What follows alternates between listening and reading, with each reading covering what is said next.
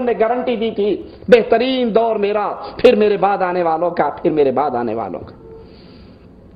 میراث کا یہی مفہوم شروع سے لے کر معروف رہا۔ 7ویں صدی میں، یاد کرنا، 7ویں صدی میں، یعنی اللہ کے نبی صلی اللہ علیہ وسلم کی وفات کے ایک طویل عرصے کے بعد 7ویں صدی میں عید میلاد کی بدعت جو آج انڈیا، پاکستان، بنگلہ دیش کے بازاروں میں نظر آتی ہے، اس کا آغاز نہ اللہ کے نبی صلی اللہ علیہ وسلم کی نبوت سے پہلی زندگی میں، نہ مکہ کی زندگی میں، نہ مدینہ کی زندگی میں، نہ ابو بکر کی خلافت میں، نہ عمر کی خلافت میں، نہ عثمان کی خلافت میں، نہ علی کی خلافت میں، نہ حسن کی خلافت میں، نہ معاویہ کی خلافت میں، نہ یزید کی خلافت میں رضوان اللہ علیہم اجمعین۔ یہ سارے خلافتوں کے دور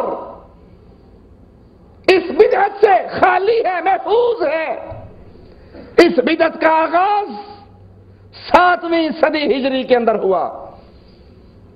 موصل کا علاقہ، اربل کا بادشاہ ملک مظفر، سب سے پہلے ملک مظفر نے عید میلاد النبی کی یہ بدعت کا آغاز کیا۔ عید میلاد النبی کی بنیاد پر، اس ٹاپک پر سب سے پہلے لکھے جانے والی کتاب ابو الخطاب ابن دہیہ نے لکھی۔ یہ کتاب 7ویں صدی ہجری کے اندر، اس سے پہلے زمانہ پاک تھا اس بدعت سے۔ ابو الخطاب ابن دہیہ اربل کے بادشاہ کے سامنے پیش ہوتا ہے اس کتاب کو لکھ کر۔ جب اس نے سنا بادشاہ نے یہ بدعت بنائی ہے، اس نے بادشاہ کے لیے کتاب لکھ کر پیش کی، آپ نے جو عمل کیا ہے بڑا اچھا عمل ہے، بڑا ثواب ہوتا ہے، بڑا اجر ملتا ہے۔ بادشاہ نے خوش ہو کر اس کو 1000 اشرفیاں دی، اور اس کتاب کا نام التنویر فی مولد البشیر النذیر۔ بادشاہ نے میلاد منائی، پیٹو ملا نے کتاب لکھ کر پیش کر دی۔ آئیے اب ان دونوں کو، بادشاہ اربل شاہ مظفر، ابو الخطاب ابن دہیہ، ان دونوں کو لے کر ہم ائمہ کی عدالت میں چلتے ہیں، محدثین سے ان کے بارے میں سوال کرتے ہیں کہ یہ دونوں کتنے نیک لوگ تھے، ان کی عدالت کیسی تھی، ان کی صداقت کیسی تھی۔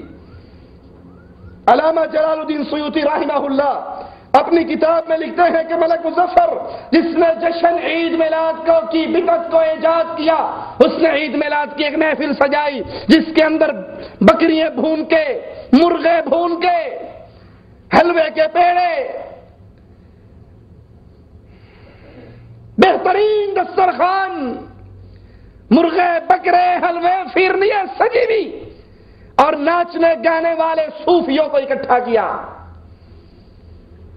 رسول اللہ صلی اللہ علیہ وسلم جس عمل سے ساری زندگی نفرت کرتے رہے، منع کرتے رہے، ساتھ سے اللہ کے نبی کو نفرت تھی، ساتھ سے رسول اللہ صلی اللہ علیہ وسلم نے منع کیا، لیکن اس بادشاہ مظفر نے اپنے دسترخوان پر صوفیاء کو بلایا، جنہوں نے باقاعدہ ڈانس کیا، ناچے گائے، قوالیاں ہوئی، دھمال بجے، ڈھول بجا، اور پھر مولویوں نے اپنے حلال کے لیے کئی دروازے کھولے ہوئے ہوتے ہیں۔ اگر کوئی ٹیلی ویژن کی اداکارہ کنجری ڈانس کرتی ہے تو مولویوں کے فتوے آ جاتے ہیں، حرام ہے یہ ڈانس، گناہ ہے یہ کرنا۔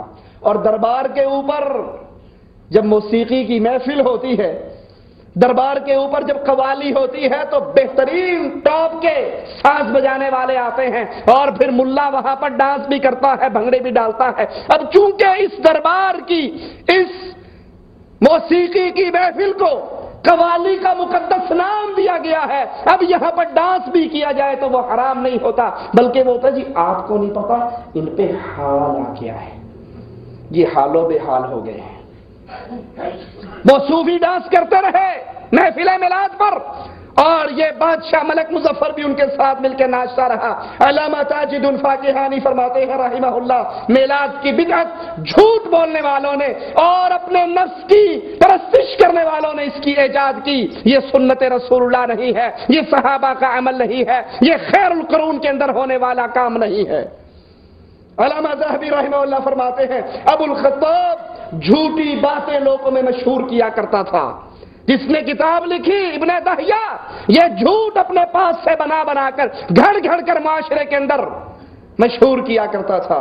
ابن حجر عسقلانی رحمہ اللہ فرماتے ہیں ابو خطاب تعویذ گنڈے کیا کرتا تھا، دربار پرست تھا، قبر پرست تھا، یہ تعویذ فروش تھا، یہ تعویذ گنڈے کیا کرتا تھا، خبیث اللسان تھا، احمق تھا، اور دین کی بنیادی باتوں کو بھی نہیں جانتا تھا.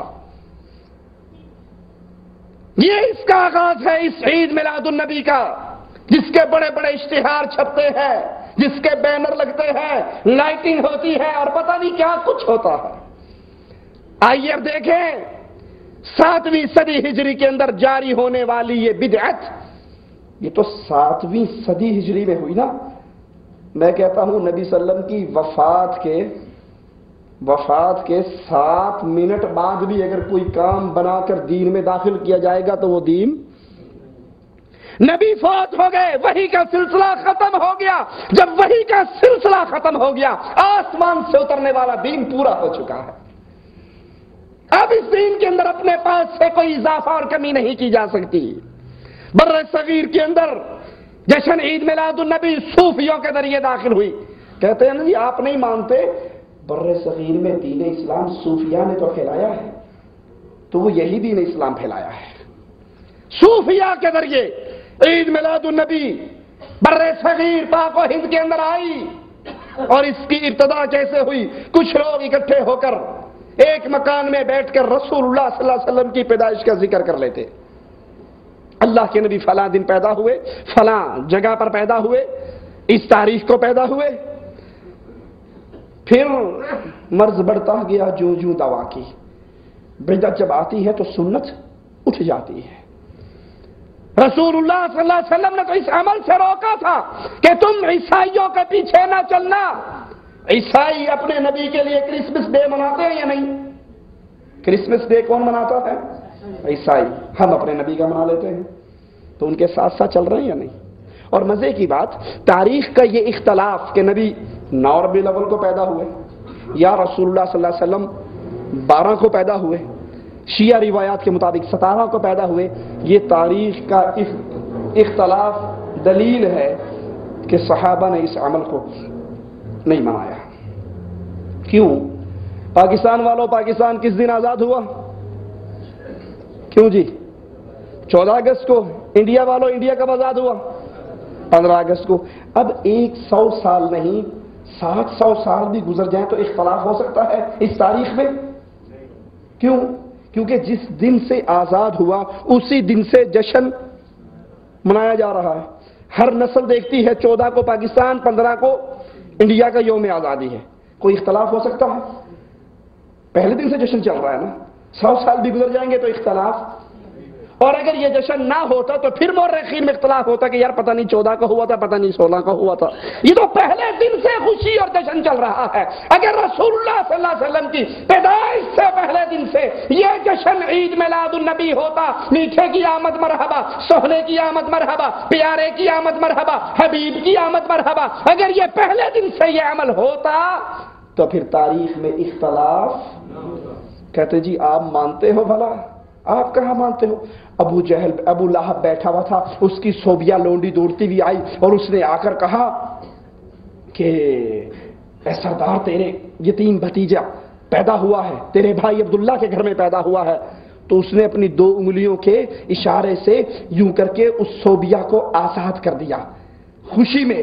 دیکھو وہاں بھی عید میلاد النبی نہیں مناتے اور ابو لہب عید میلاد النبی منا رہا ہے اور اس جشن کے طور پہ صوبیا کو آزاد کر رہا ہے. بلکہ بریک یہاں نہیں لگائی جھوٹ گھڑنے والوں نے. کہا ہمارے کسی نیک آدمی نے خواب کے اندر ابو لہب کو دیکھا.